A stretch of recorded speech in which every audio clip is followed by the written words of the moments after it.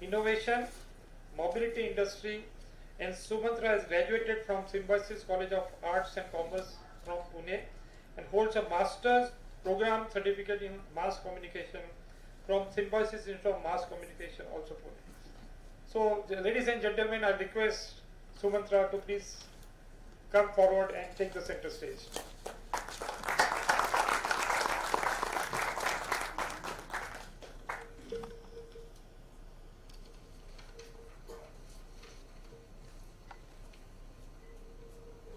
Our panelist, I would introduce first Dr. Sandeep Patil, who has come specially from Germany, Aachen University, and he is here to lay down the foundation of Aachen University representation in India in very our own Pune.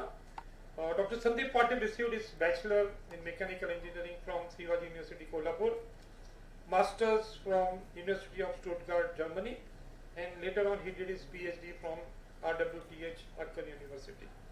So all of you know that COP has already a collaboration with Aachen University, and we are interacting with both the universities are interacting. Now being COP, almost the university. Dr. Sandeep Patil is a group leader of molecular mechanics and multi-scale modeling research group at the Institution of General Mechanics, RWTH, Aachen University, Germany. Today morning he had a special keynote address, the same place. He has been a scientific assistant and team leader at RWTH, Aachen University, Germany since 2015. Moreover, he is the academic study advisor for 2 international master's degree program, that is MSc CAME and MSc MME CAME. He is also the director of India office at RWTH International Academy. His fields of interest are continuum mechanics, molecular dynamics simulation, multi-stage modeling, advanced material, brittle fracture, material forming, and biomaterials. He is recipient of Hilti Scholarship 2010, and Hilti Corporation has offered a scholarship to his master's thesis as a part of his curriculum. So I request Dr. Sandeep Patil to please come and take the seat. Let's give a big hand to Dr.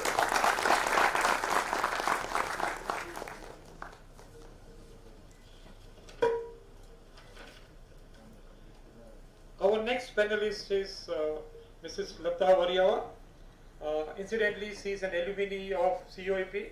She has done her BTech and MTech both at College of Engineering, Pune, and she is today the head manufacturing engineering, enterprise technology engineering at John Deere, Pune.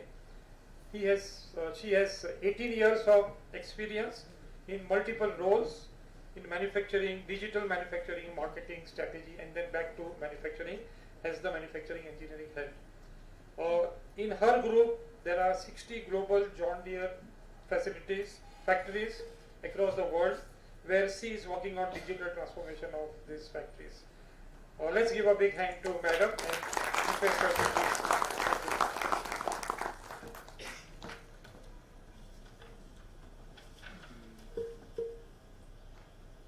We have a special guest, Mr. Milind Peshwe, Vice President, Power System Engineering, ERC Tata Motors. He is a Vice President and heads the Power System Engineering Division and responsible for delivery of all ranges of engines, transmissions, hybrid and electric power system for passenger as well as commercial vehicle application. In his previous role as head of small light duty diesel engine at Power Systems Engineering, he was responsible for design and development of light duty diesel engine catering to passenger vehicles and small commercial vehicles of Tata Motors. He is a postgraduate in mechanical engineering from Indian Institute of Science, Bangalore, and since 1984 he has a vast experience in the domain of design, development, validation, and productionization of various powertrain solutions. He has seen country migrating from no emission area to current BS6 emission area. He has led various initiatives with Tata Motor to comply with strict emission norms along with stringent fuel efficiency regulation now prevalent since 2017 and further being upgraded in 2022. He holds many patents and research papers to his credit. Additionally, Mr. Peshwe actively participates in various initiatives from automotive bodies at SIAM, ICAME, certifying agencies including ARAI and Education Institute, to name a few. I know Mr. Peshwe because many of my students have been mentored through him. So thank you, Mr. Peshwe, and let's give a warm welcome to Mr. Peshwe.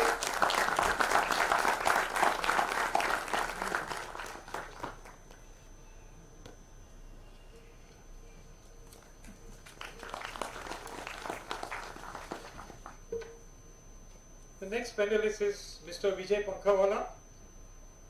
Vijay Pankhawala is my friend at AREI, a mechanical engineering professional from IIT Kanpur.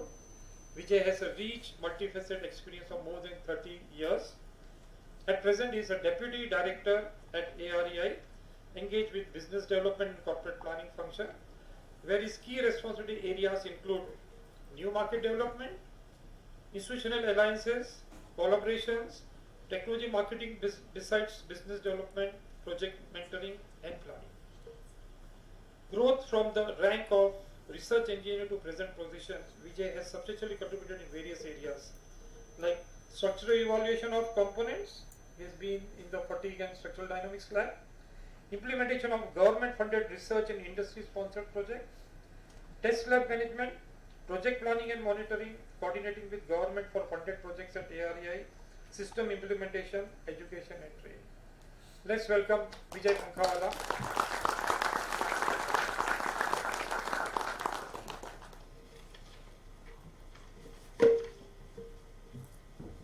The next panelist is from our very own College of Engineering, Pune, Dr. P.R. Damangaonkar sir.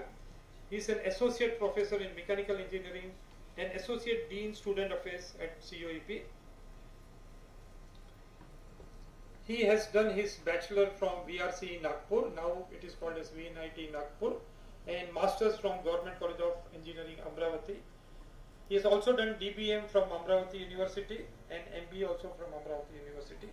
He got his PhD from this very university, Pune University. He has worked in industry for a couple of years and also has an administrative experience, and his teaching experience is more than 24 years. His specialization is steam technology, heat exchanger design and other areas. He has been member in many organizations and he is known as a very good mentor among the students. Let's welcome Dr. Damangaonkar.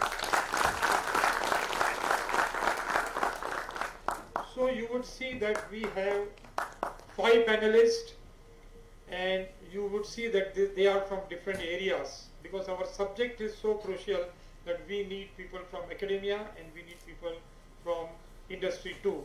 So this I am very sure that you would like this panel, which is well suited to discuss on today's topic. So I would now request Mr. Sumantra to take our charge as a moderator and begin the panel discussion. Thank you very much.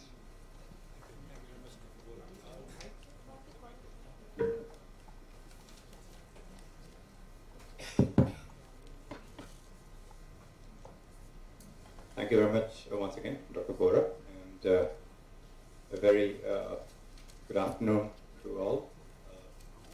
Indeed, this is a very, very special occasion for me, not for the role of moderator in a panel discussion, I've played umpteen times, but to do so inside the campus of a prestigious institute, no less than COEP, gives me a great pleasure and honor. So thank you very much for the opportunity, and I really appreciate it. So you may have already noted that the theme of the panel discussion is the next wave of engineering opportunities and challenges. So great to be here amongst the budding engineers and some of them tomorrow's top class CTOs as well, and so look forward to some interaction, a session of interaction with you as well. So please keep your questions also ready, but let me start the panel discussion, sharing a few thoughts. For the past 2 decades or so that I have been, over 2 decades of tracking the automotive industry. And as Dr. Bora said, I started off as a cub reporter in a television channel, which is CNBC TV 18. And I've had the opportunity to interact over the years with technocrats, CEOs, CXOs.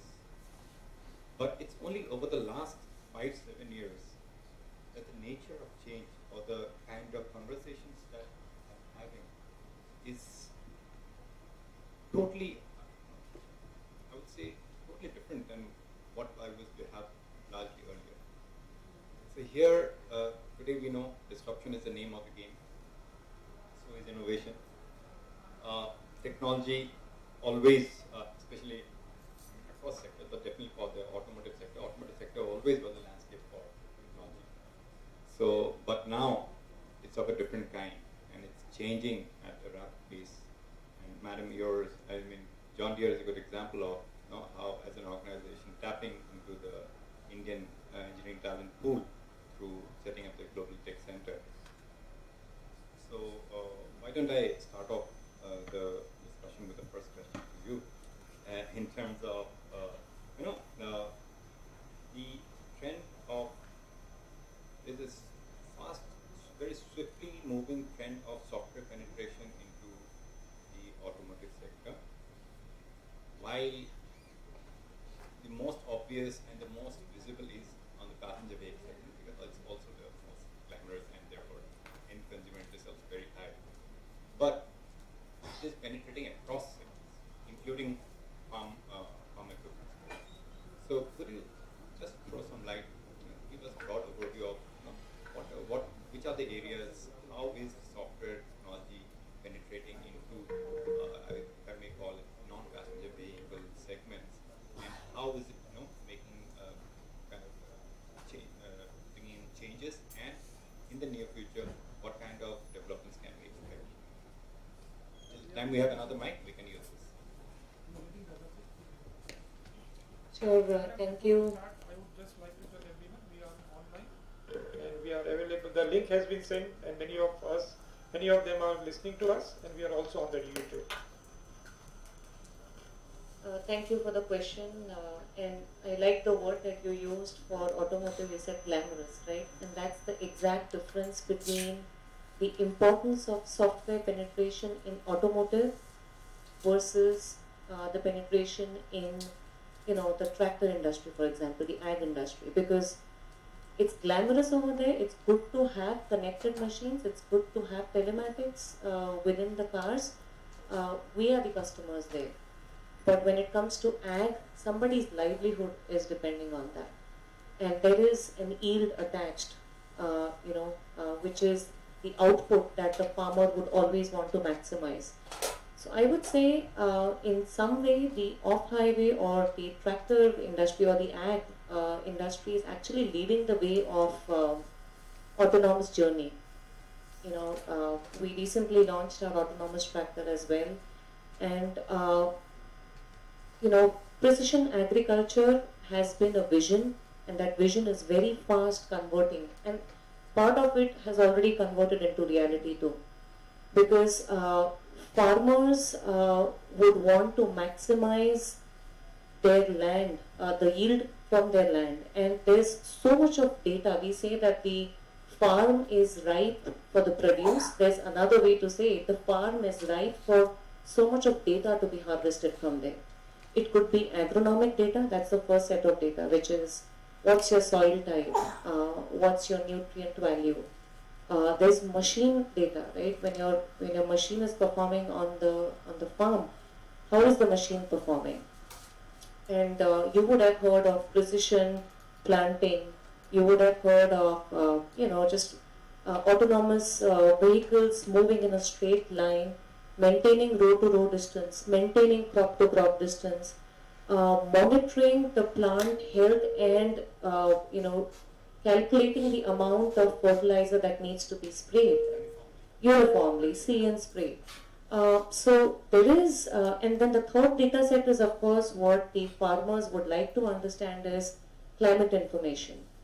And commodity prices, input, the seeds, the prices on that. So I see these are the three broad data sets within the ag domain as well.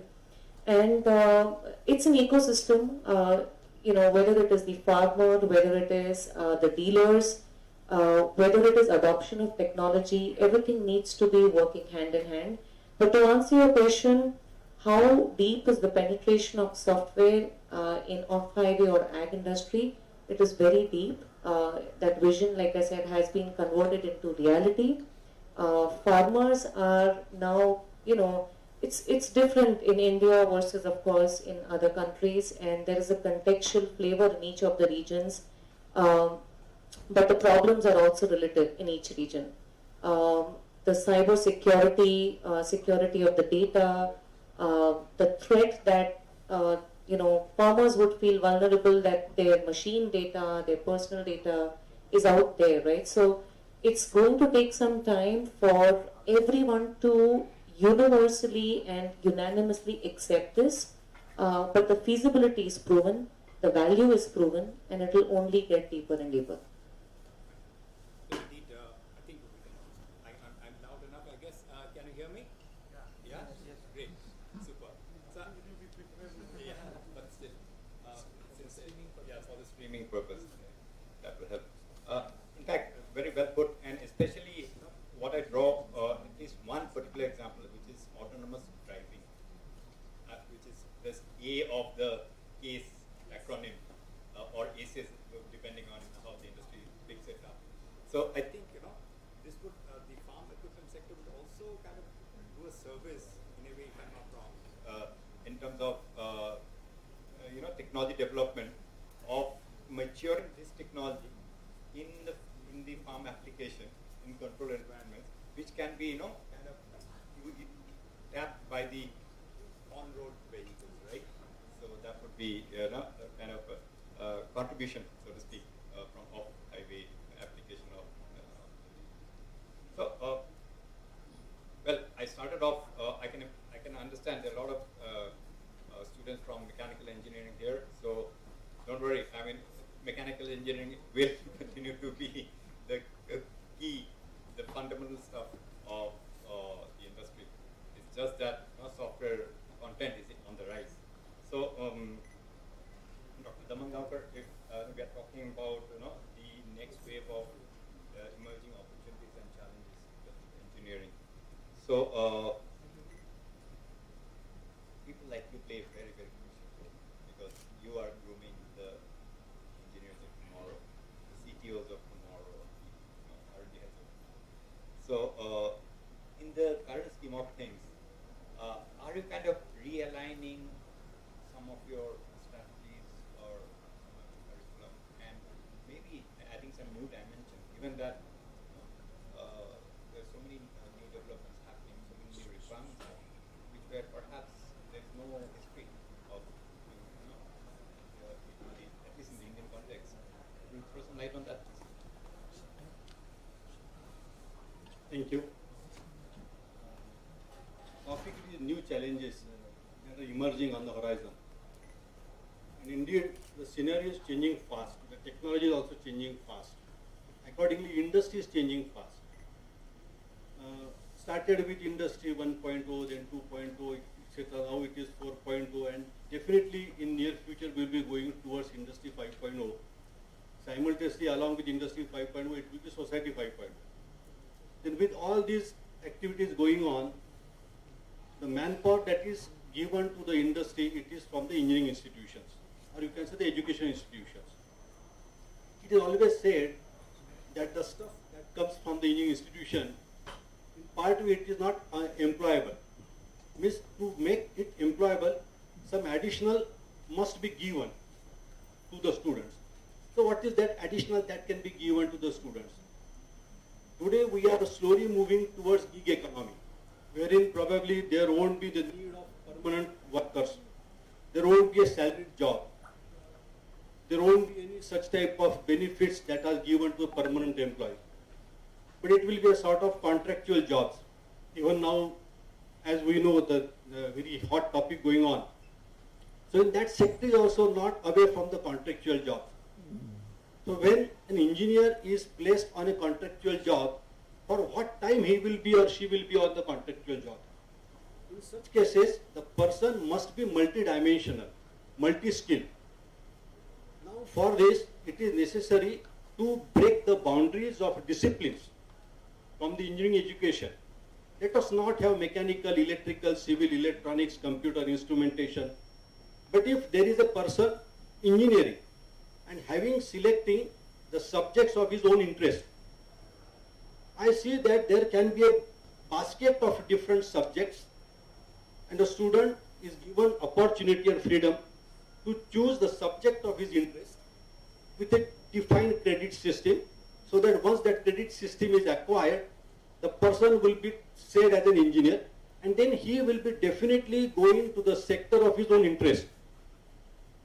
In some cases, he will go for a mechanical job, he will go for a computer job. So as an engineering institution, we have to reframe our structure to accommodate this section. I think the NEP is somehow, or in most of the context, it is supporting this ideology, and it is now making the students employable to whatever sector they wish. At most of the institutions, there has to be some interdisciplinary subjects offered to the students. We can introduce different open electives, departmental electives. We can introduce different liberal learning courses. There has to be good interaction, collaboration, integration. Yesterday, even in the first day of the opening ceremony, it was said that we are now going towards industry institute integration, not interaction, not collaboration, not partnership, but it is interaction, it is integration. Means the industry can come up and take away or adopt some institutions, provide the facilities to the institutions, and make the institutions ready to cater to their needs. The syllabus can be changed altogether from a very stereotype teaching learning process. It must be changed to a hands-on process. Let us do and learn. Let us do and learn. The students must be given an opportunity to do on their own. So there has to be project-based learning. There has to be problem-based learning. There has to be experience-based learning. There has to be interaction-based learning. There must be direct interaction with the industry and the students. Not only the student, in such cases, the change agent is a teacher. And hence, to make this situation very clear and effective, efficient, in my opinion, the teacher should also be imparted such knowledge, skill. So how it can be possible? It can be possible with sabbatical. Let there be the integration, interaction with the industry, wherein the industry will come forward and offer sabbatical to the faculty, let us say 5 months, 6 months, and the faculty will be then skilled as per the requirement. There are different curriculum development is necessary, so for that industry participation can be there. All stakeholders, not only the student, not only the industry, but all stakeholders of society. Let it be the student itself, let it be the parents, let it be the politicians, let it be the society.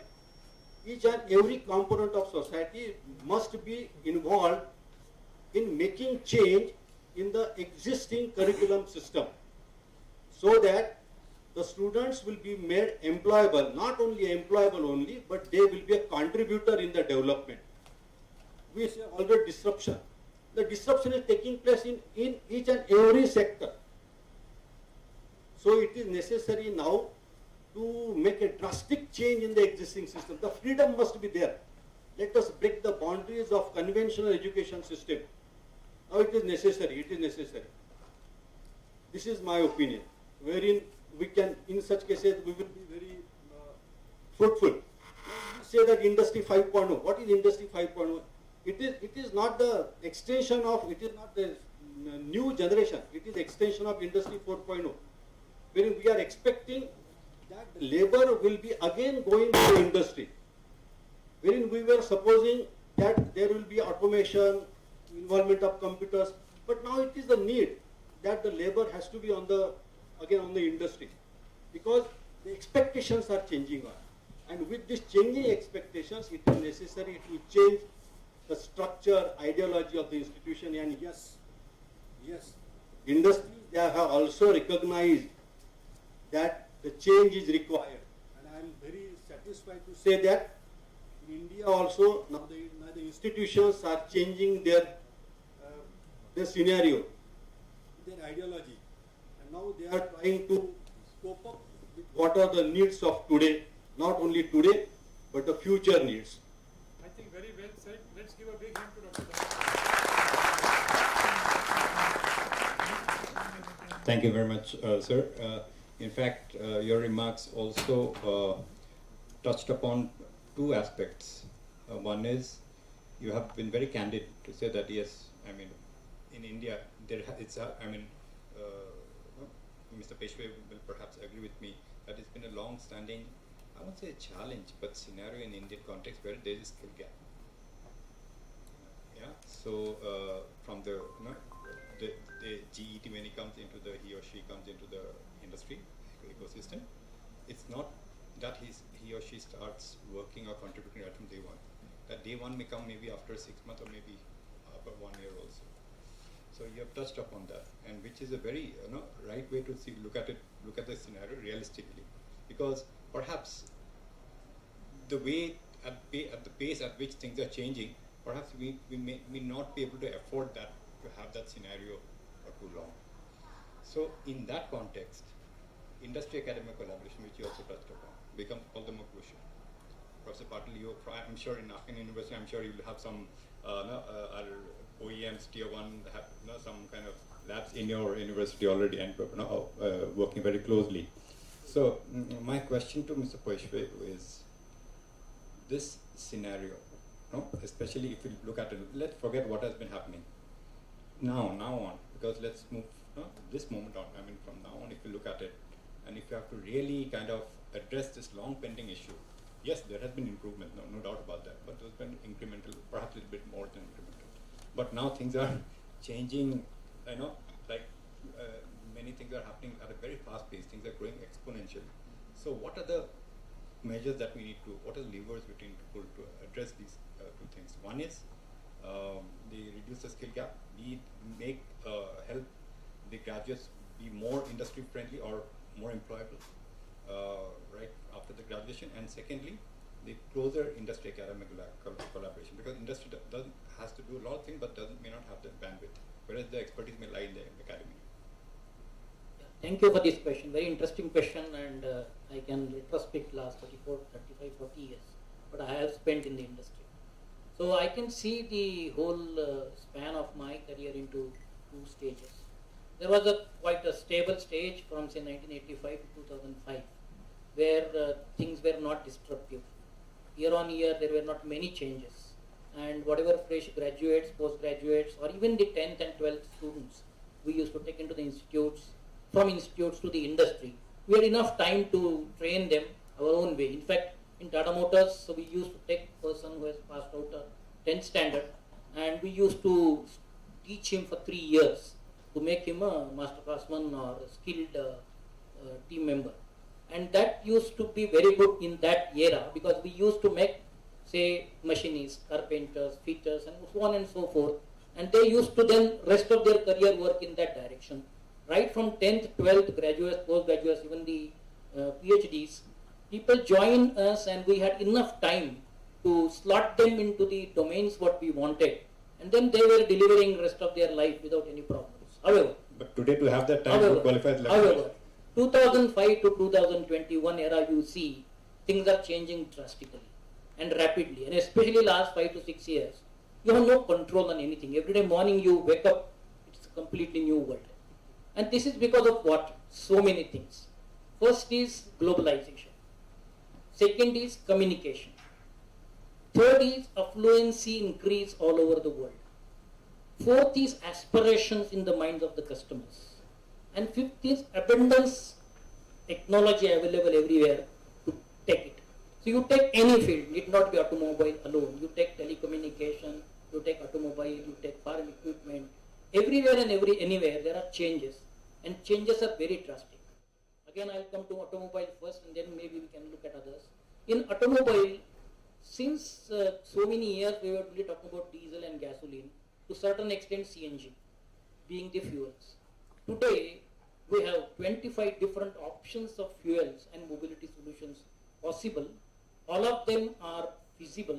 The question comes about affordability, availability, distribution, dispensing, government rules, regulation, net zero, circularity, carbon footprint, and whatnot.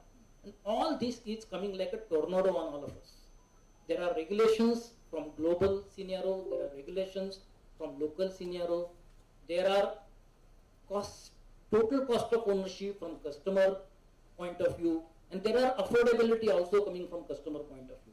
So now, apart from diesel, gasoline, CNG, we have ethanol blending, we have biodiesel blending, we have battery electric vehicles, we have fuel cell vehicles, and we don't know what else is looking at us going forward. It may not be next 2 years or something like that. Something more will come. Flex fuel is already there, because when I say ethanol blending, 0 to 20 it is blending, but 20 to 85 it is flex fuel. So lots of options are there. We cannot keep any of these options for option. No industry can say, oh, I am keeping battery electric for option and I will work on everything else. Not possible, because competition is heating up. We never know which will click when and where, and we need to be ready for everywhere. Now coming to the manpower aspect here, now we cannot have a person for life domain expert. It's not possible. A person cannot be domain expert for his life. So re-education, re-skilling, and re-domain expertise for a given person is very important. And there, as Mr. Damandavkar said, the integration of industry and academia becomes very important, because we need to now mix. We cannot forever leave the institute and don't see the institute at all rest of your life. I think there has to be visits back to institute and from institutes to industry. There has to be retraining and on-the-job training also. On-the-job training for the academia and retraining for the people who have gone into the industry. Unless this is done, we will not have octagonal people who can do everything. And this is what is need of our. I am a diesel engineer when I started, but today I am working on fuel cell and battery electric vehicles also. And this is possible, and this is possible for everybody if we have, first of all, our brain open for rescaling, retraining, and the same thing needs to be done at all levels. Need not be at the only top team, but right from factory operator to the top CEO of the company or CTO of the company, the knowledge and the reskilling is important. Like it used to happen in software earlier. Software people used to say every 2 years the software required will change and we need to have the people continuously retrain. Even now, in mechanical and mechatronic engineering, this is all the more necessary. And as he said just now, mechanical engineering is not vanishing. Mechanical engineering is base for everything. However, that has become hygiene now. The mechanical engineering has become hygiene now. Everything and anything need to be built up on that. My management says automobile is no more automobile, it is software. It is software on 4 wheels or 6 wheels or 8 wheels. Because everything is driven by electrical, electronics, software and calibration. However, what finally moves is mechanical. So don't worry, mechanical is forever, it will remain, it is relevant, but it has become hygiene.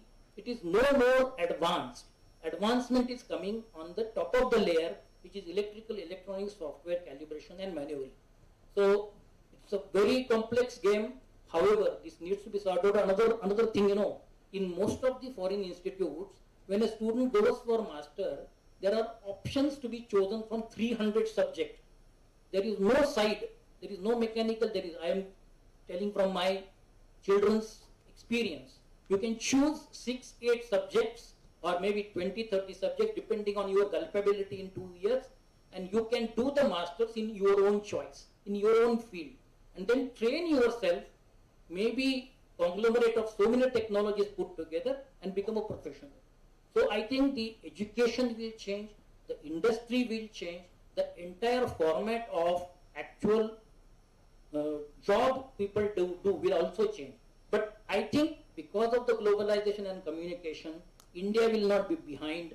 We are more or less there as compared to world, and this will continue. Good sign is all of us are there, and we will continue in that direction. Very well put, Mr. Peshwe. And indeed, yes, mechanical engineers have no reasons to be worried about. In fact, you can take pride that, no?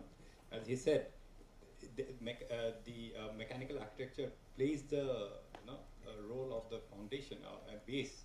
It's a base on which everything is being built, and this mechanical engineering has really reached a very advanced stage, already matured stage, and it is almost hygiene, to just borrow a phrase from him.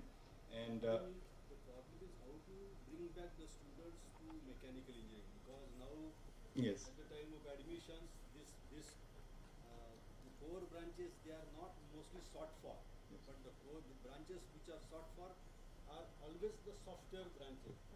indeed. The problem to But I think I'll add here, both of my children are mechanical engineers, and both of them are doing advanced research in Europe in non-mechanical subject.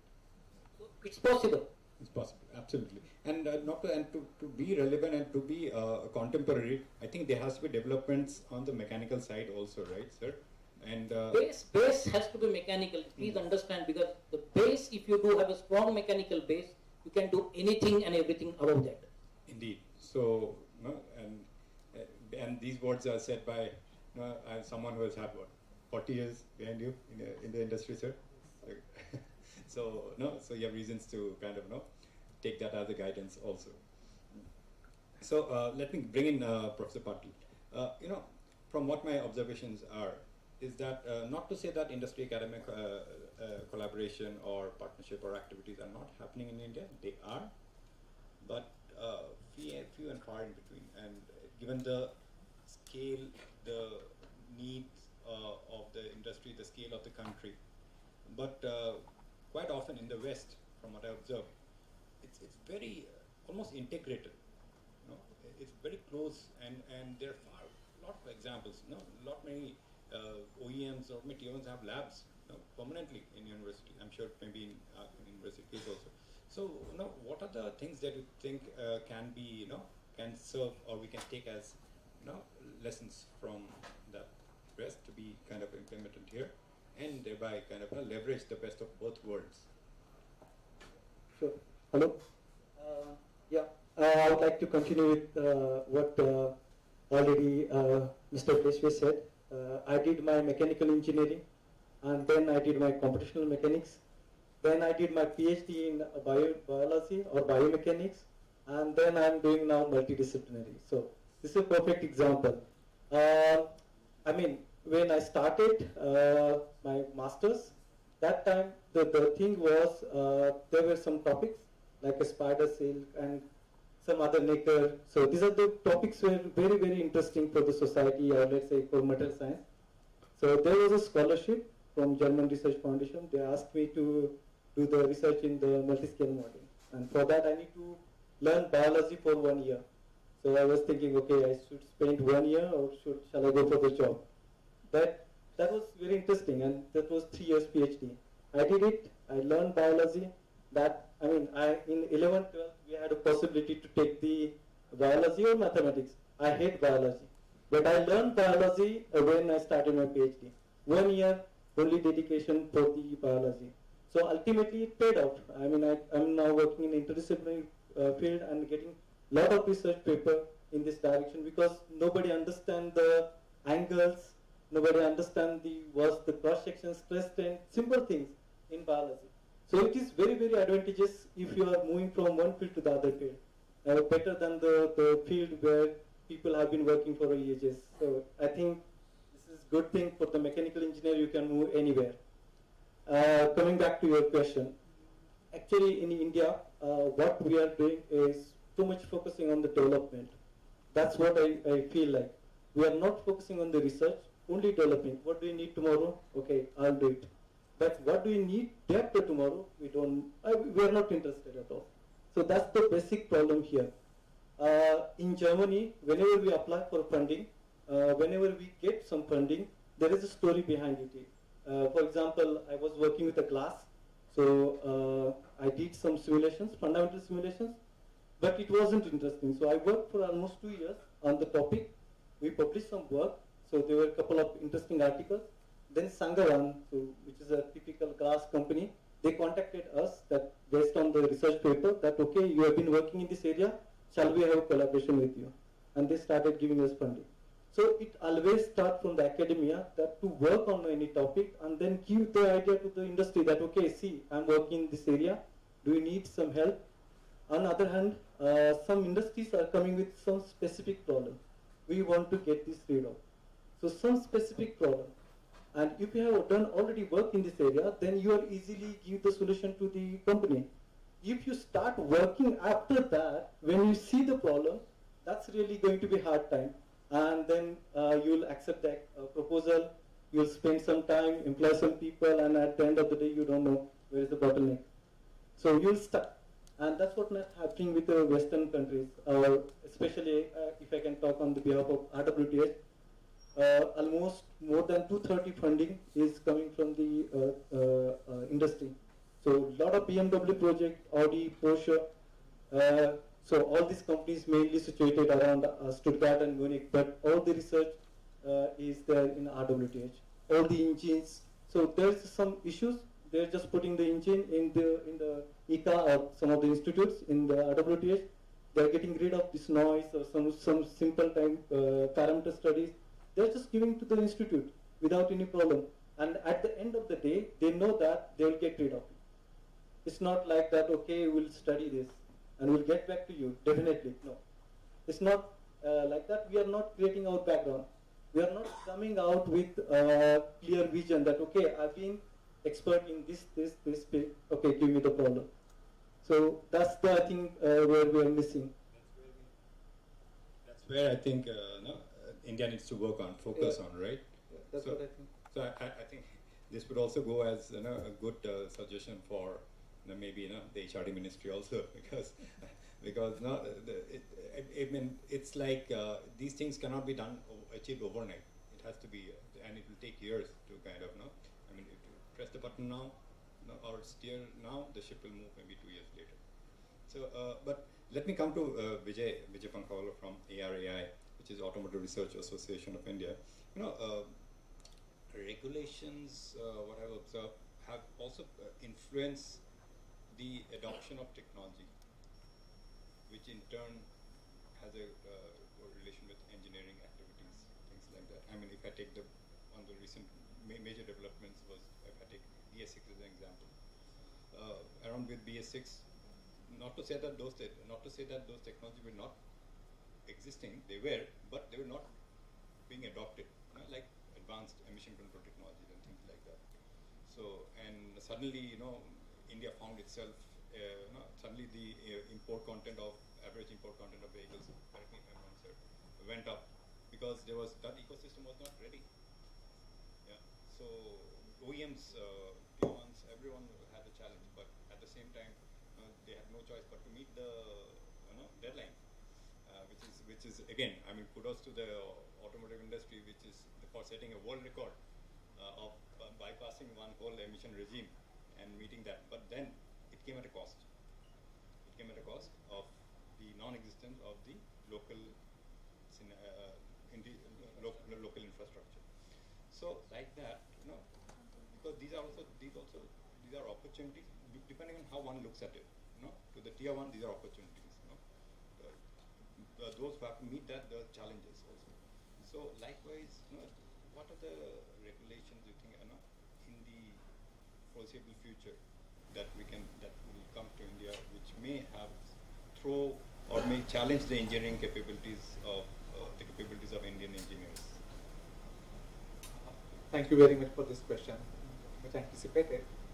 think, but the good background has been already laid by what Mr. Pishri was saying, that the way we have transformed from few options of powertrain to so many options, and if there are not more options, what he said, that is one, I would say, not just market driven, but they are in a way also are the regulation driven.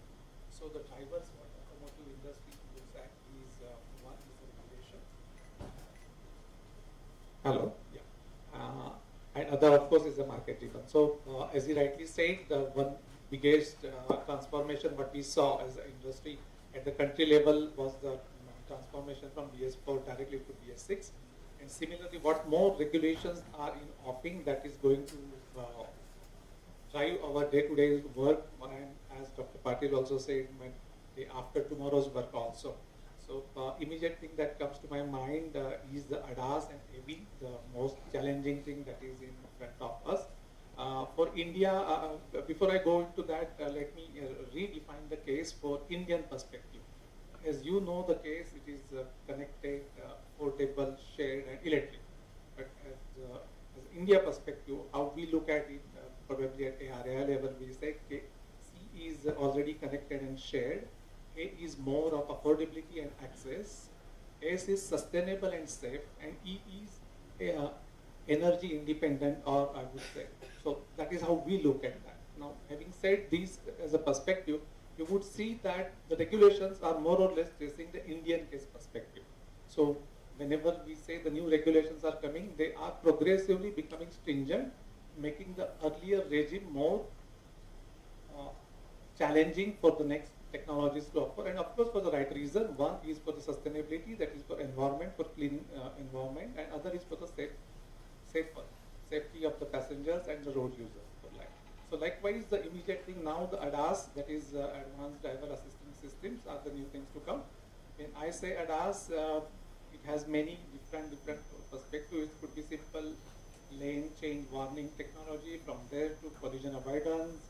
It could be automated engineering brakes, or it could be autonomy reverse parking, or maybe autonomy of the higher level, when the driverless could be the ultimate. So there are different levels of, so these are the things, those are expected to come in future, that is on, I would say, on the safety side. Now, India having put forward its few early steps into electrical mobility, and now going forward into that, the standards for electrical mobility powertrain side, those are already prevailing. It's not new, already prevailing, but they have their own challenges. So in that perspective, battery engineering, motor controllers, and in fact, for that matter, entire systems engineering. So those are the new challenges, I would say, which are immediately in front of us, which are going to make us work for tomorrow and day after tomorrow. So that was one perspective as far as standards are concerned. And thank you, Vijay. And you touched upon ADAS technologies, and which is again highly software laden, but they also sit on mechanicals, right? So again, mechanical engineers. So there you are. You have to provide the base for the software engineers to kind of build these advanced technologies on and make mobility safer also. Talking about technology development, a strong talent pool is extremely critical for an organization to be future-proof, as well as to ensure sustainable growth. And John Deere has been one of the organizations which set up the technical center to tap the Indian engineering talent many years ago. But it seems now there's almost a rush of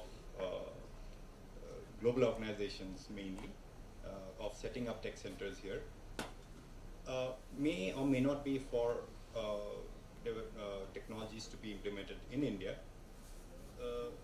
but that could that also pose another challenge to the industry of the availability of the right talent in terms of quality and in terms of quantity as well. So how easy or challenging is it to build that talent pool, required talent pool in the current scenario? So Ren, this is a very relevant question. I know there will be many smiles when I say this is literally a war of talent now. This is war of talent at industry level, even within org levels. Look at the global companies that have operations, they have their manufacturing operations and they have tech centers. They need people who can run operations and they need people who can run the tech centers as well. So one is, I will first speak about availability of talent. And I really liked how Professor Damangaonkar said, and thanks for courageously saying that, using the word stereotypical, because let's not be personal about how we've been taught or how we've learned, right? And when we see students coming into in the organizations, it's a fresh start for them. Majority of them are not able to link it with what they have learned in academics. So I think one is from the ecosystem perspective. I'll quote a very relevant example. This morning, so I have two boys. They are 12 and 9 years old. The 12-year-old boy, we had a program in the morning in the school, and the program was called Elevate Program. They are introducing some courses. Imagine, for a 7th grade student, AI and robotics. And it was amazing because they're teaching them simple examples of Internet of Things. How does a doorbell ring? When you press the button of a lift, how does the lift come up?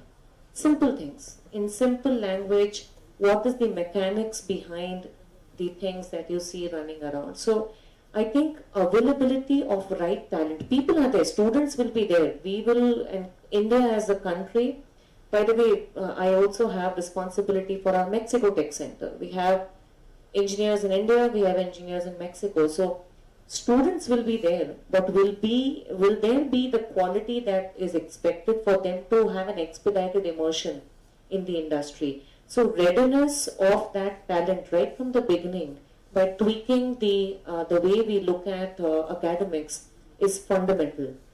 Today we have disciplines, and there was a huge applause for mechanical. I'll use the bias, I'm a production engineer. So production engineering is also not going anywhere.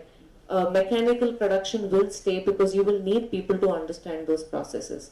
But when we speak of upskilling, can you understand if weld as a process, machining as a process, what data is important first of all to collect from it? For that you need to understand the mechanics of the process. Then once you get that data, how are you going to use it for some condition-based monitoring or improving the process?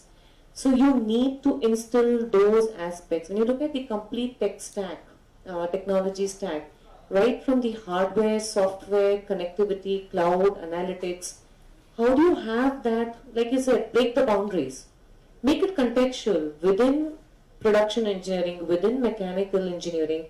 How do you understand the importance of data? You cannot see them in isolation. So it's a mindset change also in academics. So I would say that's the availability of the right talent. And I think the next question you asked was whether this is a sustainable model, right?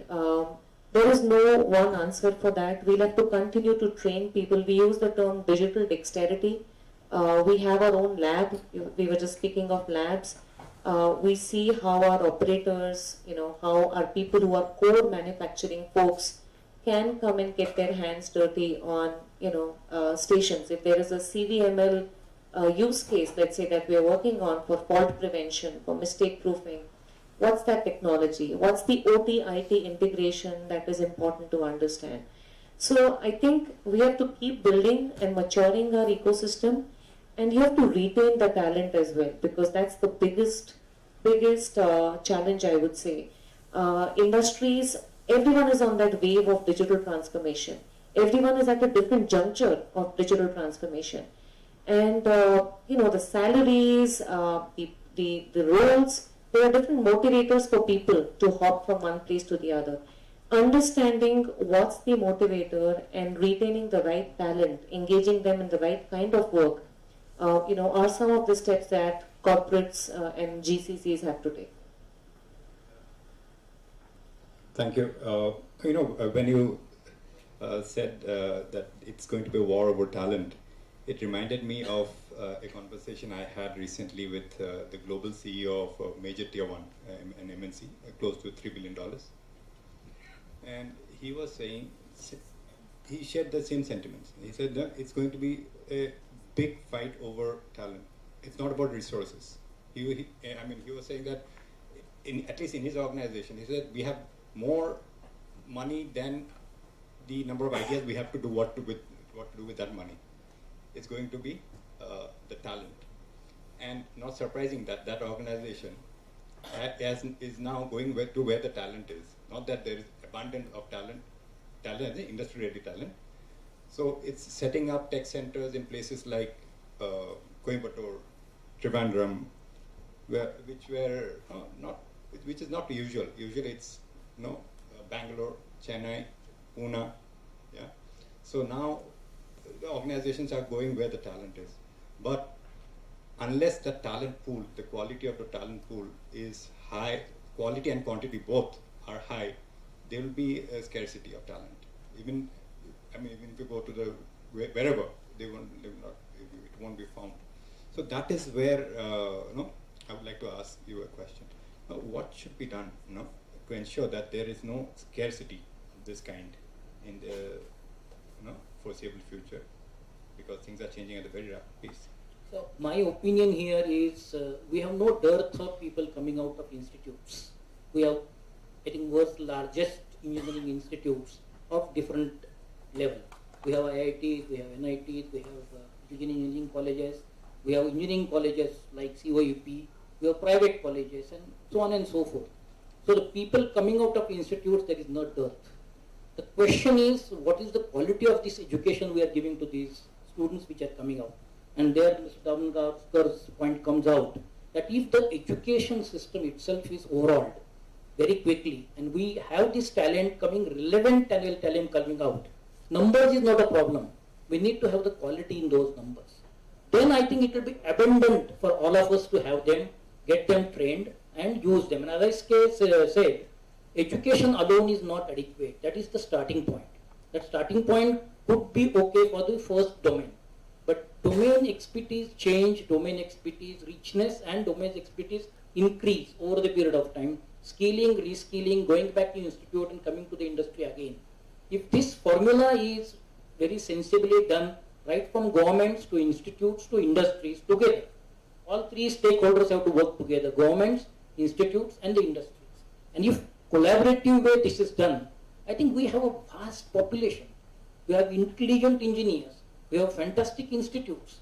We need to quickly have the formula put together, and we will be self-sufficient. In fact, we will be giving talent to world. We are giving today, if you look at it, most of the CEOs in US are from India.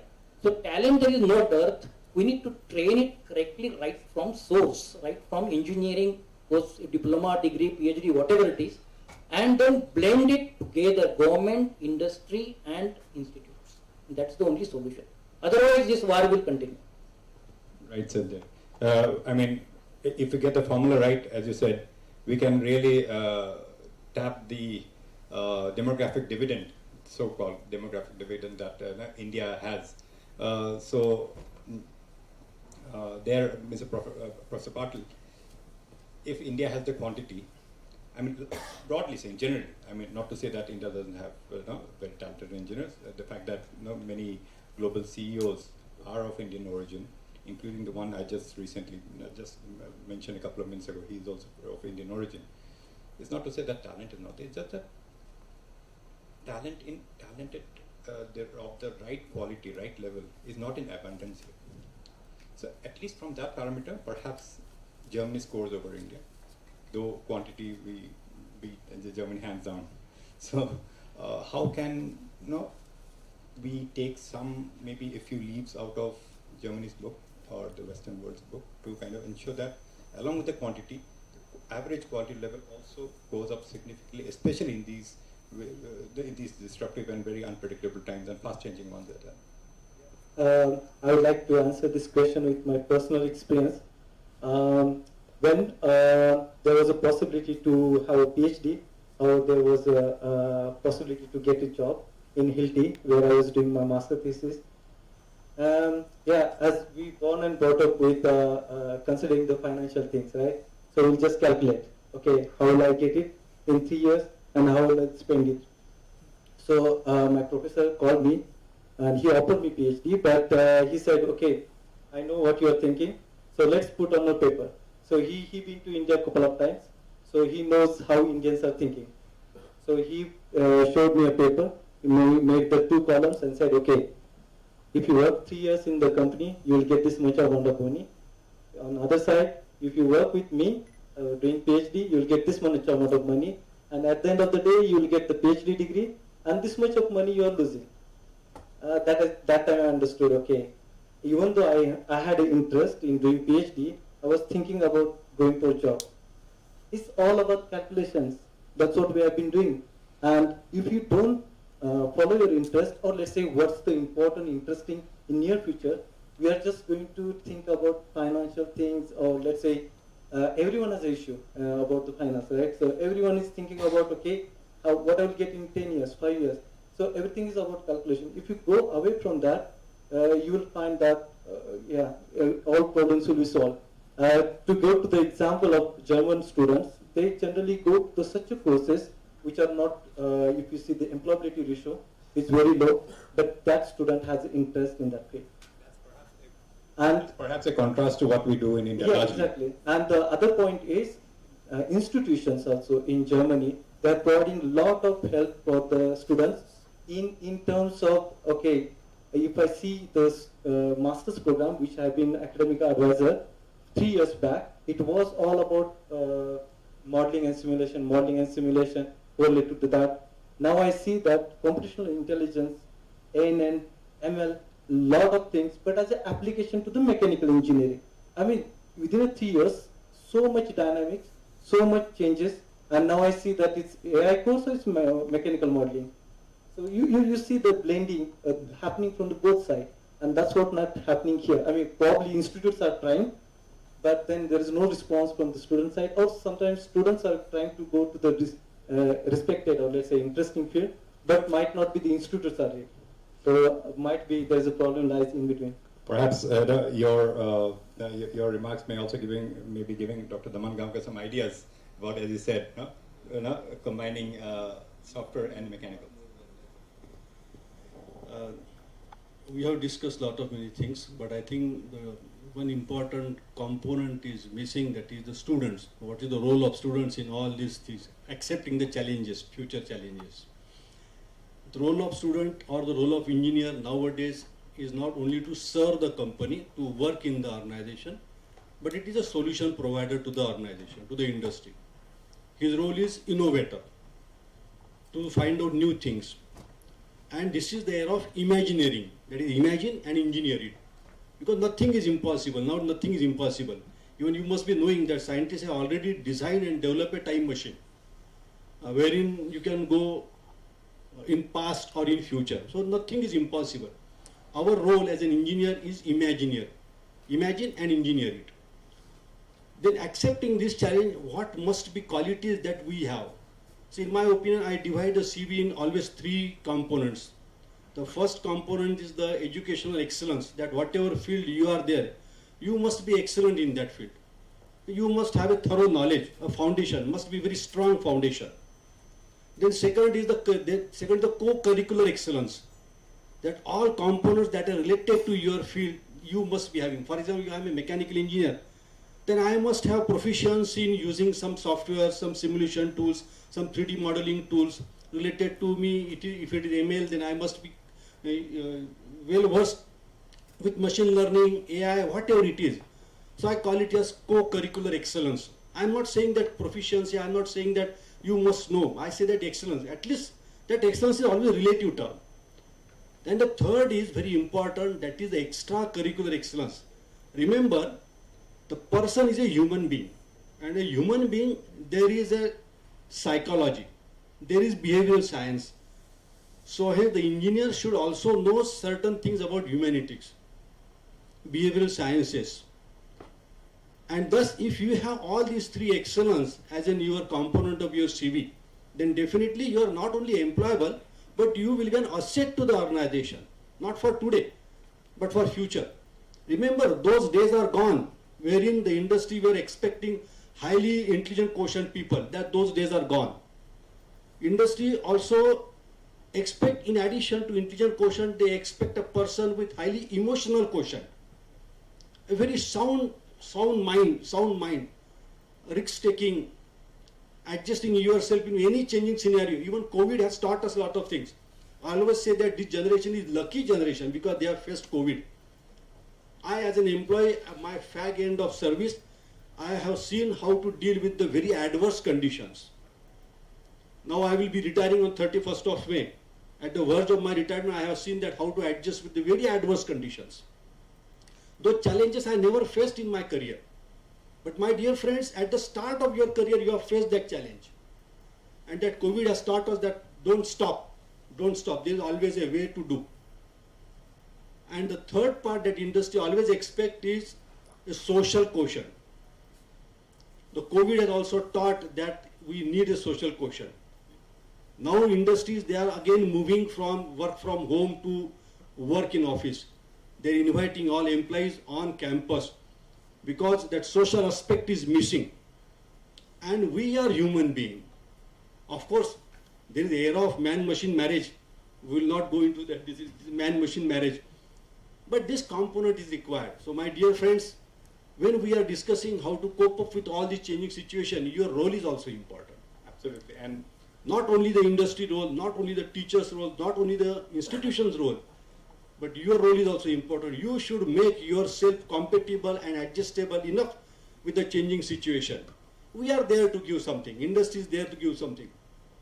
But you are there to accept.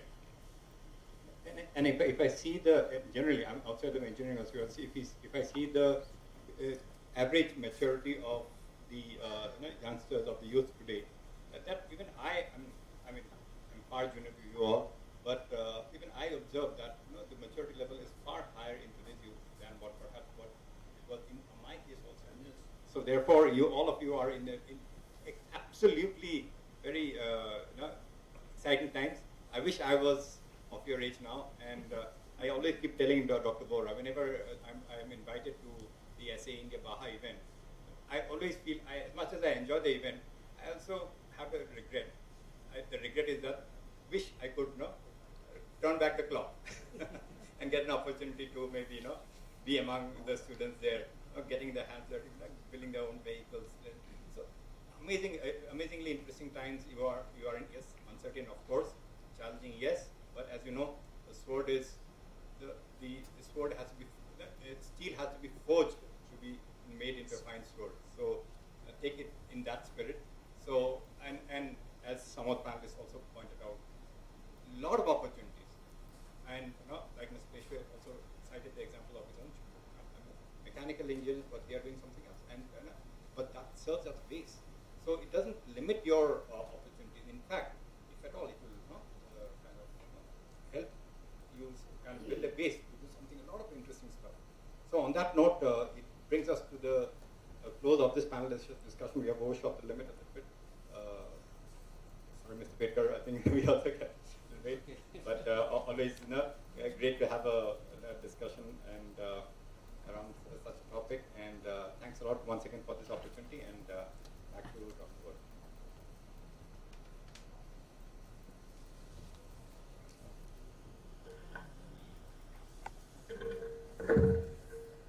Thank you, Mr. Sumantra, and thank you, the entire panelists. I think it was a very interesting session, which took us 1 hour and 15 minutes.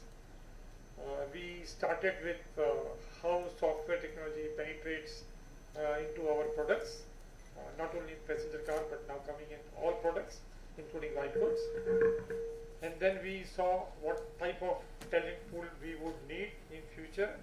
And as Lata said, mechanical and production being the base, and then top up with so many new areas related to computer, IT and other areas. And then we, Dr. Dhamankar said very well. I'm really, sir, very happy to see that you, in such a short time, you explained everything what is required in today's generation. And yes, he talked about IQ, EQ, SQ, all those extracurricular activities. So it looks like opportunities are immense for all of us, but challenges are much, much higher than that. So we will have to face this challenge, move forward, and we also understood from Dr. Patil what is the skill gap and how do we meet those skill gaps. We have a joint responsibility among industry, among academia, and among the students, that how do we take this forward and how do we make our life more better and more challenging. So with this, I thank all of you, and to do a small honor, I will request my colleagues to come forward to offer the mementos.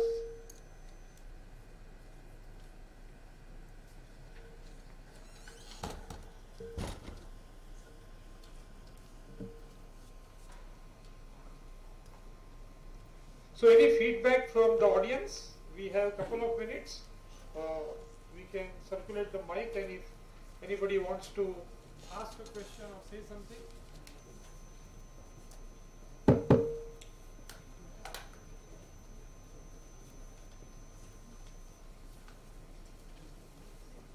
Yes.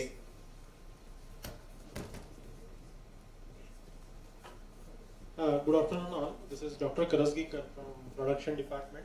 Since many of the distinguished people are from automobile engineering, I just have one question, that whether this electric vehicle, which is current technology which is being practiced for automotive industry, whether that will be a sustainable solution for mobility, a long-term sustainable solution. Okay, I will request. So I will request you to take on this. For sure, yes. Whatever you are asking, the answer is sure yes. We will make together the entire industry, the electric vehicle as a sustainable vehicle. Of course, we will have to make it net zero. That means absolutely no carbon dioxide is produced. So even the electricity which is used for use of this charging of this vehicle also will come from the renewable sources, so solar or wind or whatever it is. And ultimately, when the whole model develops, when we have localization of all the aggregates done here in India, when we have born EVs, and when we have our own green power available, this is for sure going to be sustainable solution. Sir, in line with that, I just wanted to have one more query, like the material requirement, the raw material like cobalt and lithium and all those things, which is required for making batteries. So whether we have that much sufficient availability of such material. Yeah, your question is very valid, and China has grabbed the whole thing what is available in the world for the two things what we have talked about. But that is not the end. The research is going on in West and all over the world to find the alternate solutions for the battery and the motors. And they are, I am very happy to tell you, they are at advanced stage. We are also part of it, and India also will be partnering with the people who are doing cutting edge research on this, and we will find alternate materials for sure. Thank you, sir. Thanks a lot. So with this, I would request Mr. Petkar and Dr. Nandgaonkar to please come forward to give away the mementos to our guest. Yeah, sir, you can please join us. Yeah, I request first Mr. Petkar to give away the memento to our moderator, Mr. Sumantha Barwa, who has really moderated this panel discussion extraordinary. Let's give a big hand to Sumantha.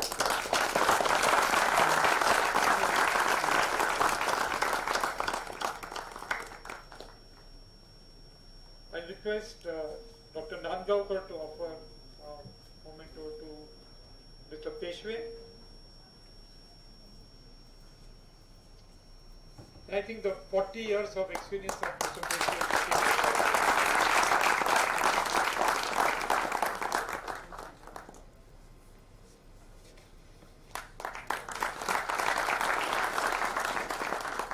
Dr. Patil, I am sure Dr. Patil will help us to bridge this gap because of his experience in both the areas in India.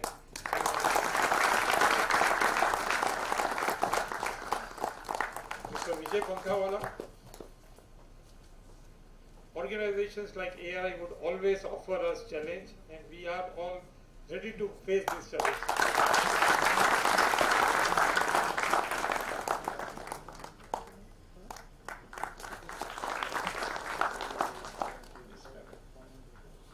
And I request to be offer a memento to Madam Mrs. Lata Variava.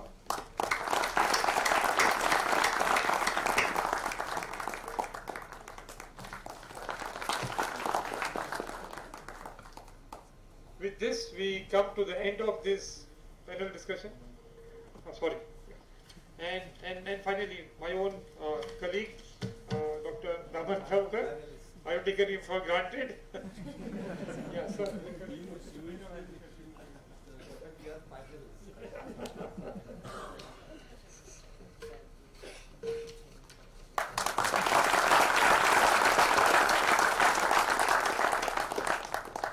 So with this, I thank all the panelists and the moderator.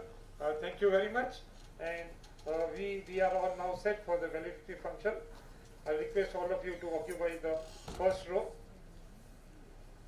You can leave the plants here. We will ensure that we give it to you when you leave. Yeah.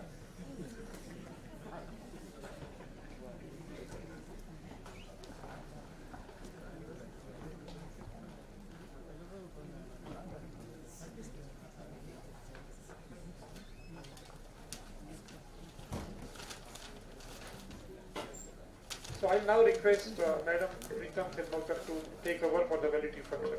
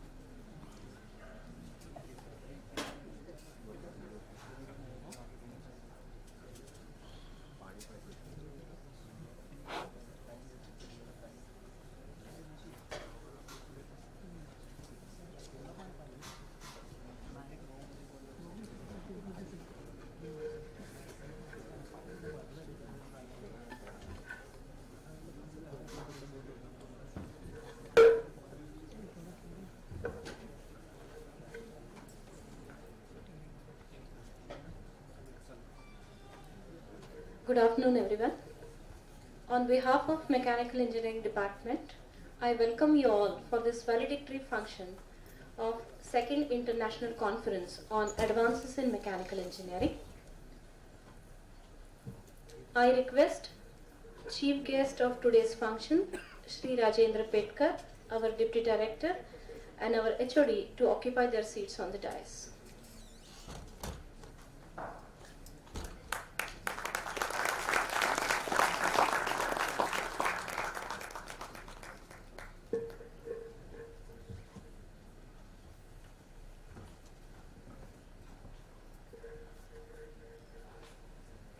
I welcome you all for this valedictory function.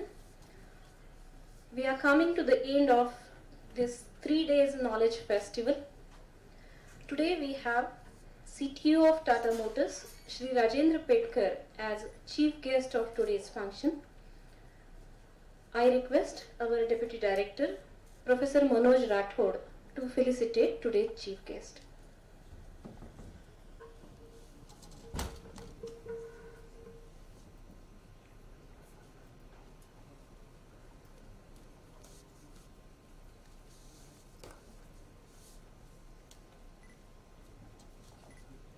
Tata Motors were our gold sponsors for this conference.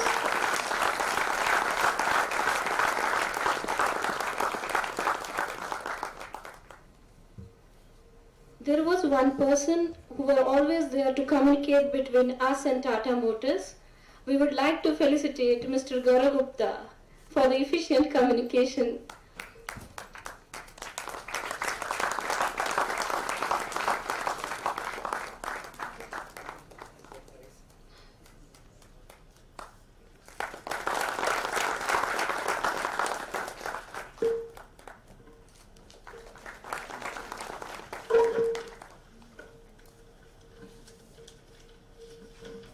I feel honored to introduce today's chief guest, President and CTO of Tata Motors, Shri Rajendra Petkar.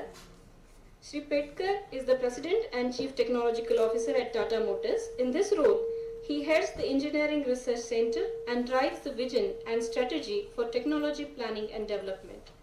While fostering a culture of innovation and frugal engineering, he is also responsible for design and development of vehicles and aggregates for the company's product portfolio across passenger, commercial and electric vehicles.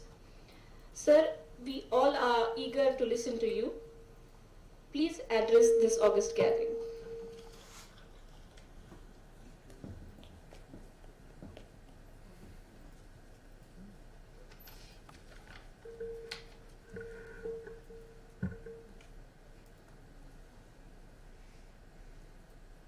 Dr. Nangaonkar, Professor Rathod, Dr. K.C. Vora, members of the organizing committee of this conference, the colleagues from the industry, learned professors, the officials of the academia and the research institutes, and the students' fraternity. Good afternoon to all of you. I was very intently listening to this panel discussion. And for the moment I was just thinking, there is so much of a bombardment on you all as a student, and therefore I thought I must not indulge into that. It's not as threatening, the future as what it may be sounding now. But I think suffice to say, and therefore I thought, in my speech what I should be saying. And therefore I was online calibrating. As I was listening, I was calibrating myself as to what I should say. So I thought of just giving you my take on what is going to shape the future for all of us. And me included, my all colleagues from the industry, they are included, and of course all of you are included. And clearly I just want to highlight what are the few global things which are shaping our lives day to day. What are the few local things in the domestic or the Indian context, what's happening, and what are the various initiatives. And therefore, how does it impact us as a joint, let's say, the ecosystem that we have between industry and the academia in terms of the focus areas that we need to have. And therefore, toward the end, I may just give my words of wisdom, which of course will not be quite elaborate in that sense. So talking about what is shaping us, in the future, as we speak also, are the few of the global megatrends, and they are not by far that we are used to talk about technological megatrends like electrification and all that. But I think I'm just going beyond and trying to take, let's say, the 40,000 feet or 35,000 feet view of what's happening below us. So which are those key megatrends which is shaping us? I think clearly the first and the foremost is about the technological breakthroughs and the innovations. And you take any sector of the economy, any segment of the economy, whether it's a manufacturing sector, whether it's a telecom, whether it's IT, whether it's transport sector, infrastructure, healthcare, you name it. I think across the board in all these segments and the sectors of the economy, the technology breakthroughs are happening almost on a daily basis, and therefore whether have we done enough? Is it that it has already peaked? No. Answer is clearly no, because I think we know that now as we migrate towards sort of a virtual economy in that sense, I think more is yet to come and the best is yet to come. The second, the global megatrend that I would like to talk about is, and especially it is true, driven by the onset of the COVID, is about the rise of the protective states. Now, what do I mean by that? As it all started with the COVID unfolding in front of us in the early part of 2020, and therefore every of these global countries, actually they shut their borders, and therefore all of us were on our own.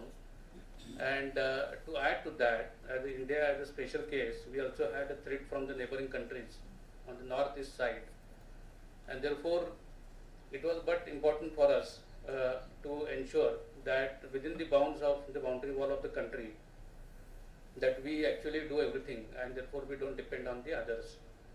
Now, to add to that, now that this geopolitical situation which is there, arising out of this war between Ukraine and Russia, I think it is further adding and further confirming the view about that we are in the era where each of the country would like to be self-sufficient, and therefore I think no wonder that this was well realized, well in time by the government of India with the nara that they gave about the Atmanirbhar Bharat.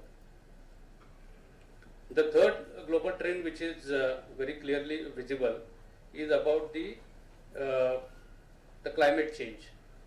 And in the COP26, which happened in Glasgow, the various countries, they have actually made the commitments. So Europe and America, they are talking about 2050 for the net zero.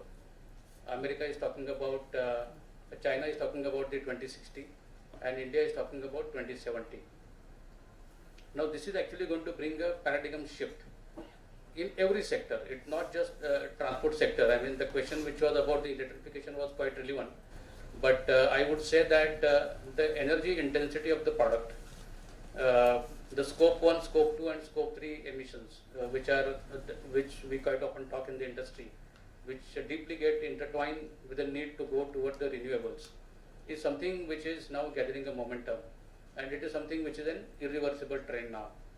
So that is actually shaping the choice that we make in every aspect of our day-to-day life.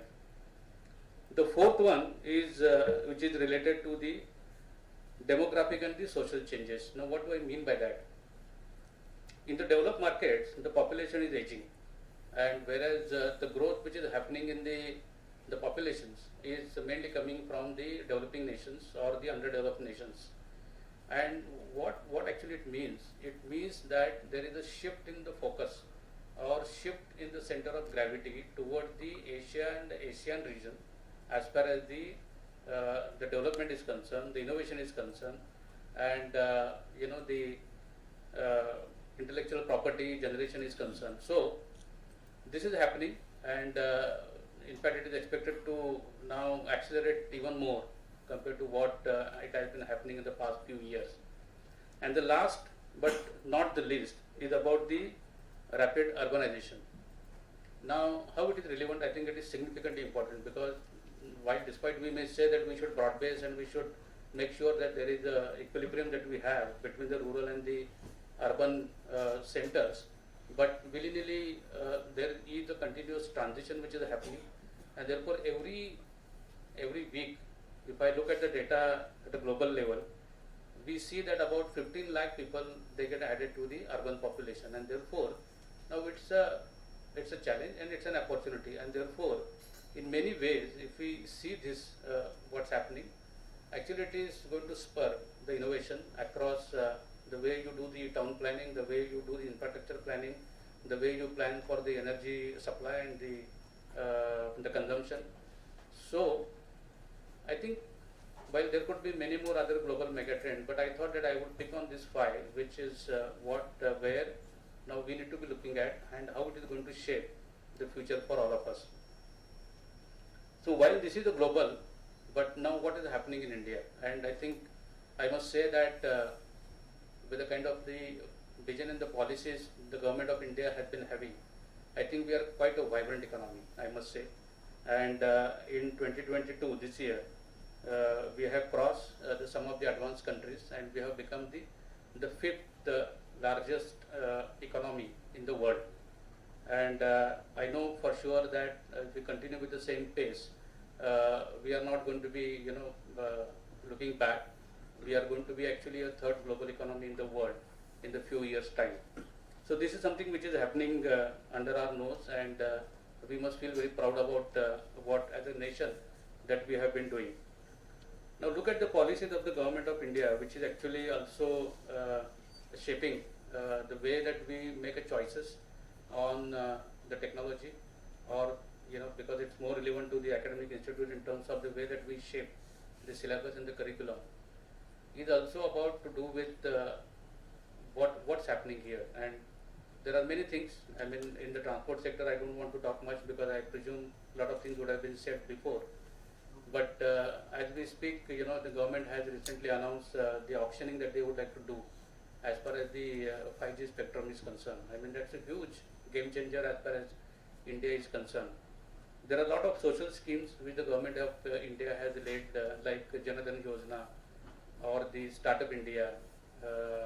We have this Atmanirbhar Bharat, or the Vocal for the Local. I mean, you name it. And all of these actually, in a way, they actually shape the way that we are thinking every day in our professional life.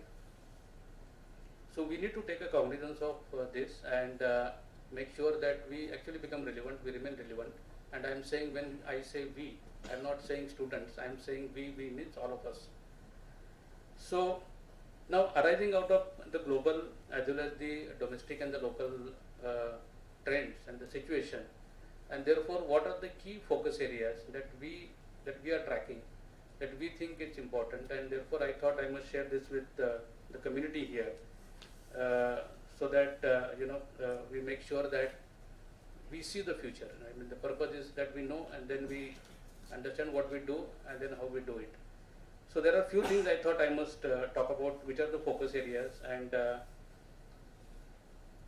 you see, as we talk about the renewables, we are also not abandoning in a haste the conventional technologies, and therefore that's where the role of the mechanical comes into the picture, and therefore the role of how do we improve the efficiency of the systems, efficiency across the board. I'm not talking about just the efficiency of a machine and how you calculate the efficiency part of the machine, but across the board in terms of the leakages in the system, in terms of bringing the greater throughput, in terms of the efficiency which can be measured through how you achieve the cost, quality, timeline kind of equilibrium into the given program. So that is going to be the focus area in terms of the efficiency improvement. Alongside that, we bring in the renewables.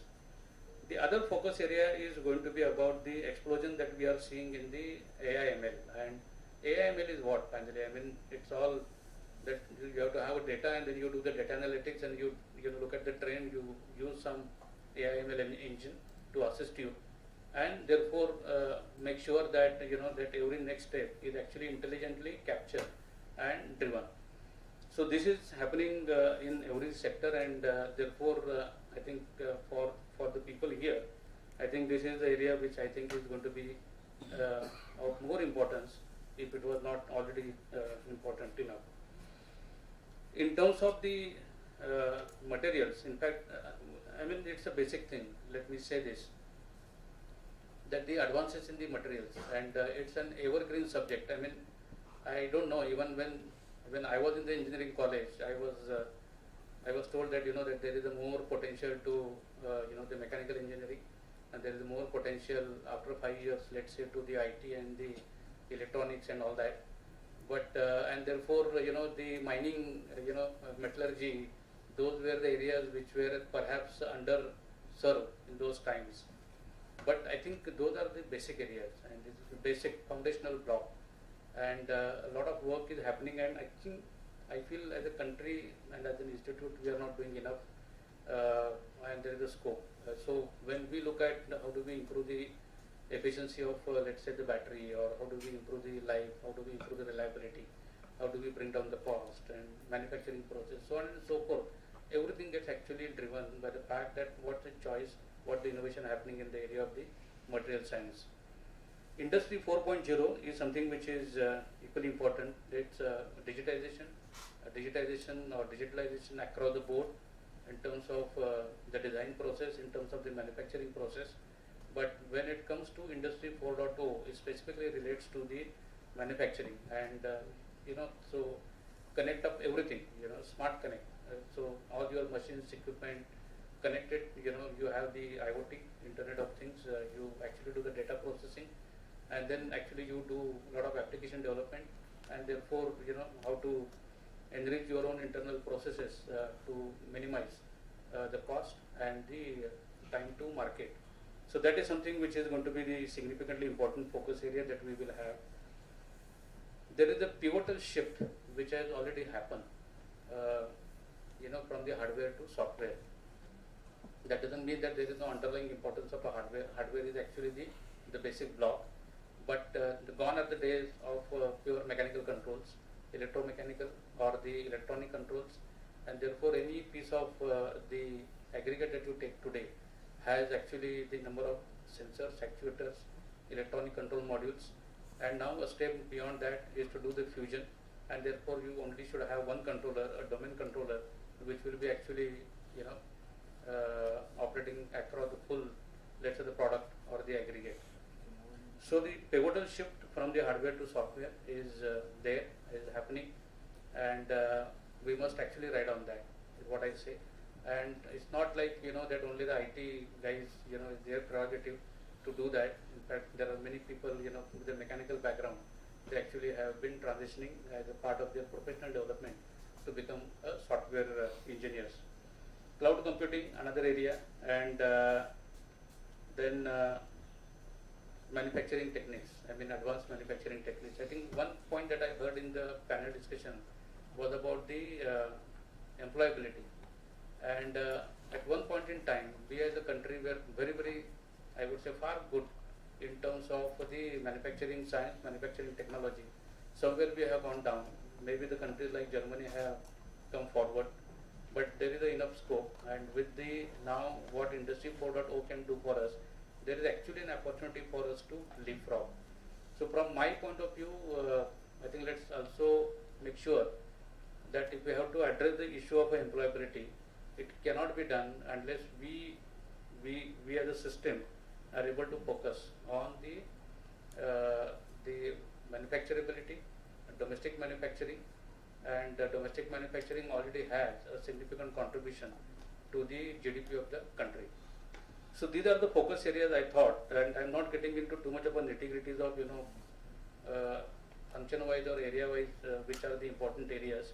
I think that may be the topic for another day.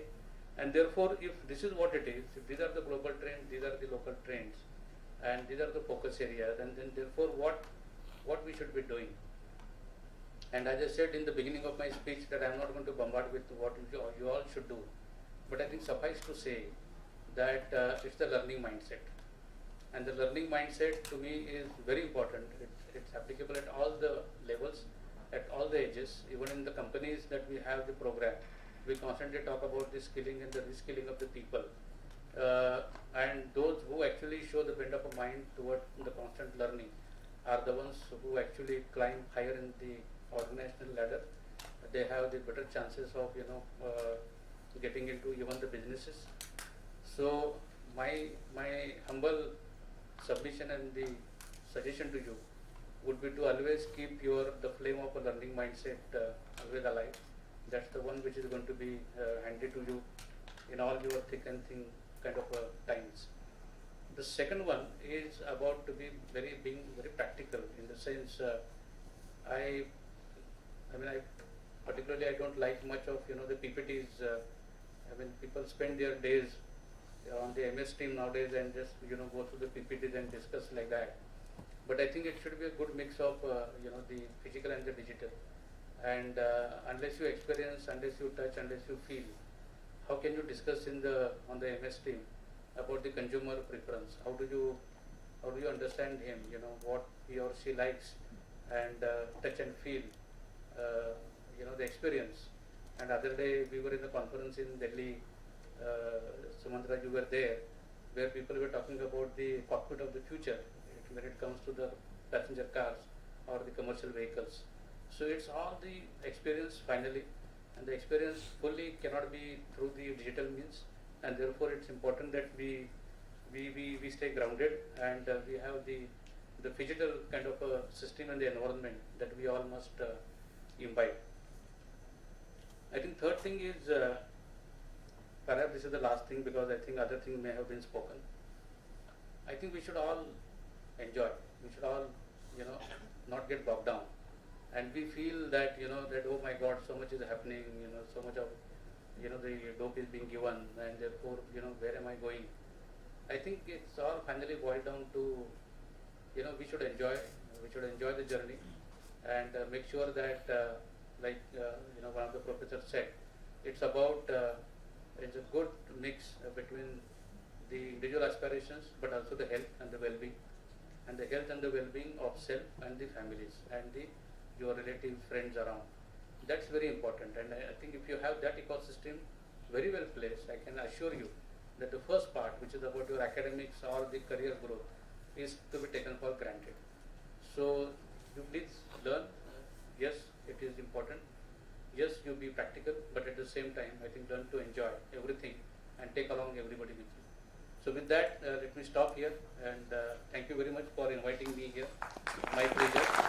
And I must also add that the relationship between COIP and Tata Motor is very old, and when you were all discussing about this employability, what was striking in my mind, a kind of a program that we institutionalized, where after when the student is into the first semester of the MTech or MS, then we say that after the first semester he must come to Tata Motor. The remaining 2 semesters he should spend where we will actually, take as if they are the extended employees of Tata Motors, and train them. Now, it's not obligatory that on Tata Motor to take the employees, but my personal experience, it's very quite humbling experience, is to say that I think the students have done wonders to us. And I think many of these students who now are the part of Tata Motors actually have gone higher up in the ladder in Tata Motors. So I think this formula of increasing the employability through one of these models actually has helped. It's a proof of a concept that I can certainly say here. So thank you very much, and all the best to all of you. Thank you.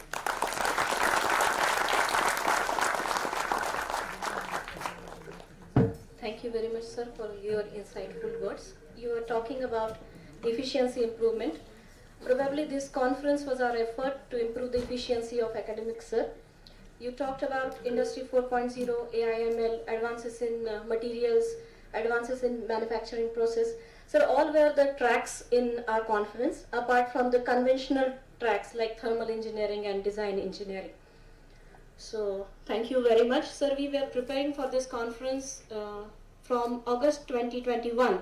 So I would like to call upon our co-organizing secretary of this conference, Dr. Subhash Lahane, to brief you all about this journey.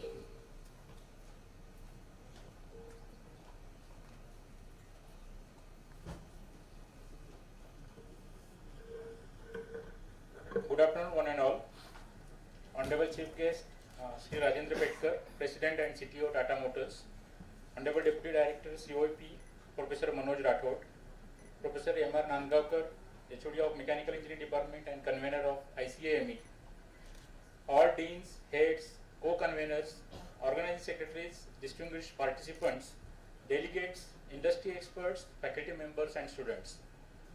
I am here to present summary and noteworthy points of the second international conference and exposition on advances in mechanical engineering conducted at COIP from 23rd to 25th June 2022. It was decided in the departmental meeting in August 2021 that the department is going to organize an international conference in June 2022. The first call for papers was announced in last week of October 2021. We have received overwhelming response from academia, industry, R&D organizations and research scholars in terms of their research article contribution to ICAME. This ICAME has received total 476 manuscripts, and out of that we have selected 284 manuscripts after the double-blind peer review process. The acceptance rate is around 60%. Remaining 40% manuscripts are rejected as they are not following the journal guidelines, or the novelty of the work was not there. The selected manuscripts, that is 284, out of this 284, 241 manuscripts are selected for materials today proceeding, that is the elsewhere journal, which is a Scopus index, and remaining 43 manuscripts are selected for e-book series with ISBN. Dr. Abhay Wagh, Director Technical Education, Maharashtra Session Mumbai, conveyed his best wishes to the ICME, which deals with the latest trends and developments in mechanical engineering, as well as the applications of established techniques in new domain.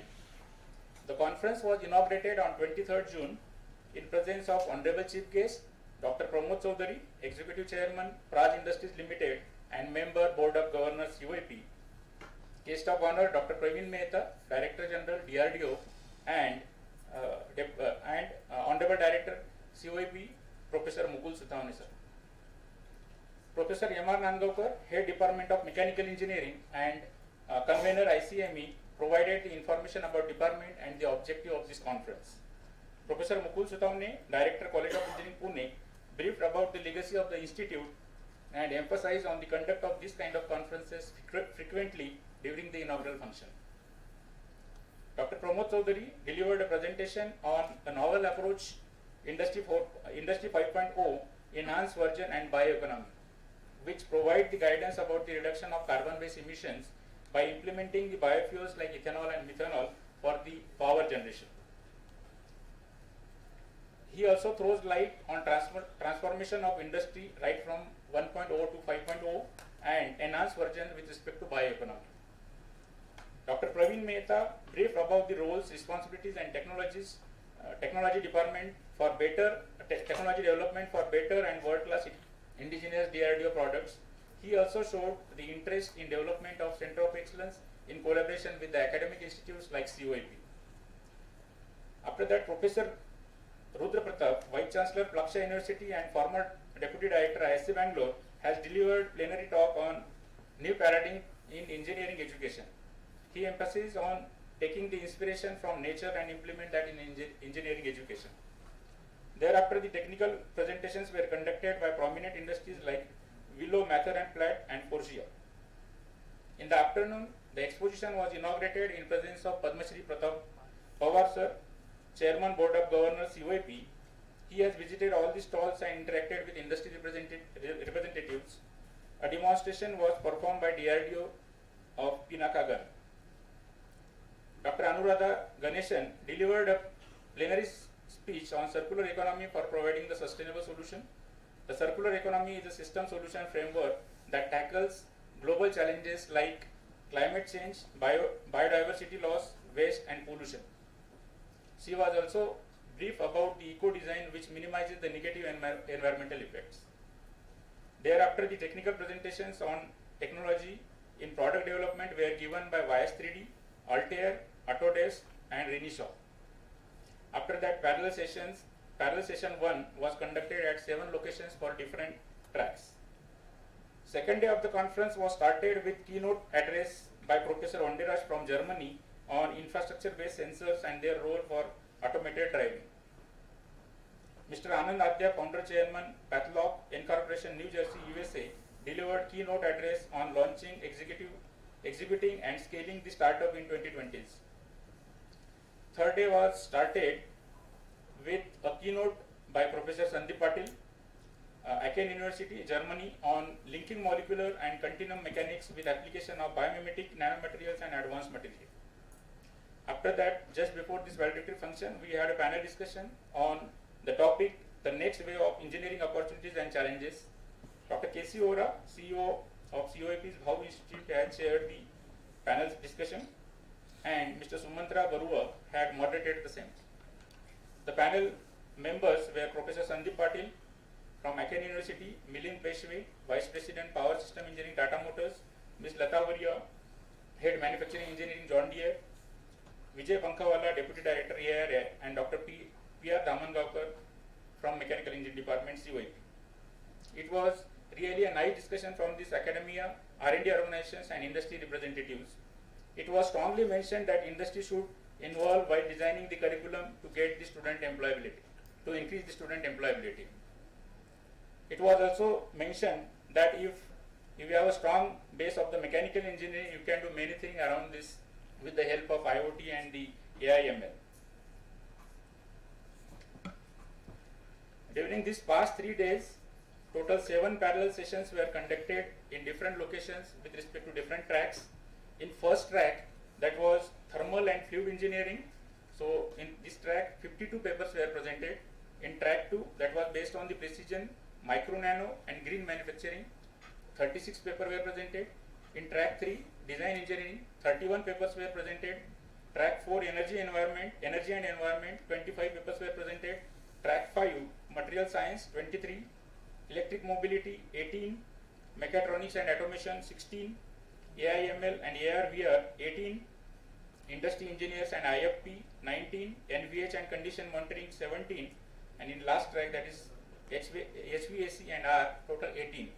So like this, 273 papers were presented in this last 3 days out of 284. 11 papers, they are from the online mode, so there was some problem. So, but they have shared their manuscript and PPTs with recorded presentations. I hope the conference was fruitful to all of you.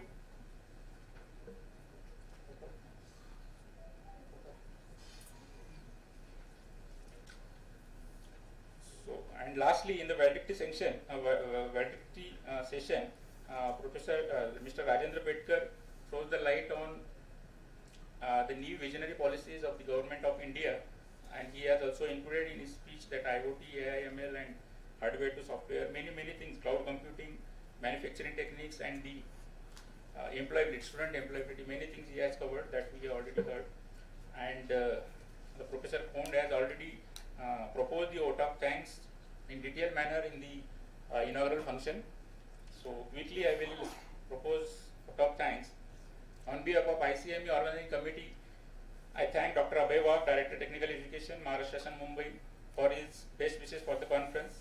I thank Padma Shri Pratap Pawar, Chairman Board of Governors COIP, for inaugurating the exposition and his time-to-time support. I extend my thanks to Honorable Chief Guest and Guest of Honor of inaugural function, Dr. Pramod Chaudhary and Dr. Praveen Mehta respectively, and Honorable Director COIP Professor Mukul Sutamni for gracing the inaugural function. I also thank to Mr. Rajendra Bedkar, CTO Tata Motors, and Deputy Director COIP Professor Manoj Rathod for attending and addressing us in the valedictory function. I thank all the sponsors, AICT, Gold sponsors, Tata Motors, Alumni Association COIP, DRDO, Silver sponsors, Bronze sponsors for their financial assistance. I also thanks to all the exhibitors for of the exposition to showcasing their products. I also express my sincere thanks to all the speakers of plenary session and keynotes. I thank all the contributors from academia, industry, R&D organization and research scholars for contributing their research work to ICAME. I also thank to all deans, heads and staff of the institute for timely support. Last but not least, I express my big thank to our students, teaching and non-teaching staff of the department. Thank you.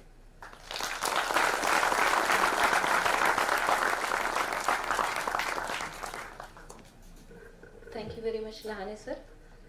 We are coming to end of this program. As per our tradition, we will end the program with national anthem. I request Pranav Datar to come here and recite national anthem. We all will sing national anthem with Pranav.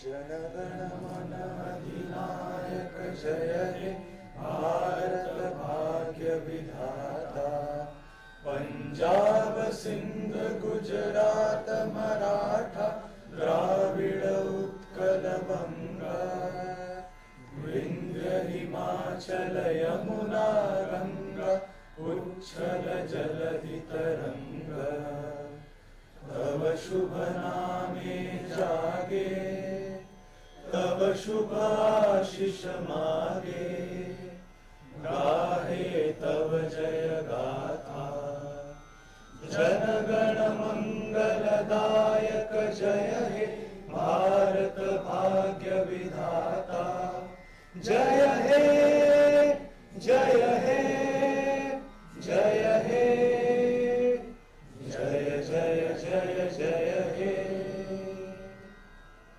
Bharat माता की जय।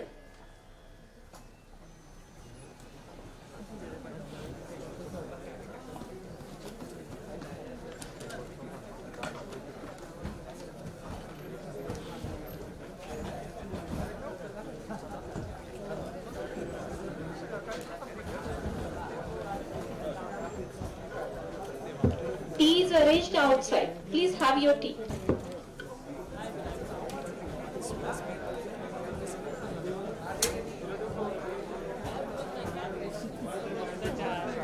Thank you.